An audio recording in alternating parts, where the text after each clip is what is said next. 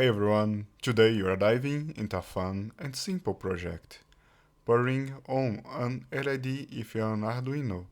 If you're just getting started with electronics, it's a great way to learn the basics. Let's get started. First, let's set up your circuit. Here is how you do it.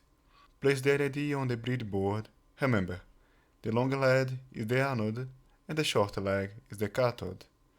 The middle columns and the outer columns of the breadboard are internally connected, so make sure that the leads are in different columns.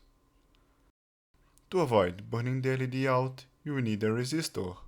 Connect the 180 ohm resistor to the cathode of the LED.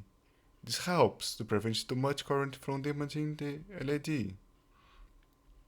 Now, connect the other end of the resistor to the ground rail on the breadboard.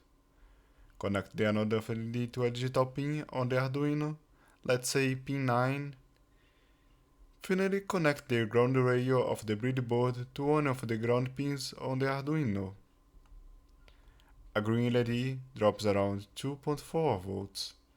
This LED can handle a maximum of 20 mA, so let's do it for 15 mA. We calculate a resistor for a green LED. So a resistor of around 173 ohm will allow 15 mA, but this resistor is hard to find, so we will use one resistor with a little more resistance. That is 180 ohm of resistance. First find the pin that you connected and use the find to name it. In the setup function, you will need to put the pin as output. In the loop function, use the digital write command with high setting to put the LED on. Set to wait for 1000 milliseconds with the delay function. Turn the LED off with the digital write command again, but this time use the low setting to turn the LED off. You will set to wait for another second, and so the loops start again from the beginning. Upload your code to Arduino. Once you upload your code, the LED should start to turn on for 1 second and turn off for another second.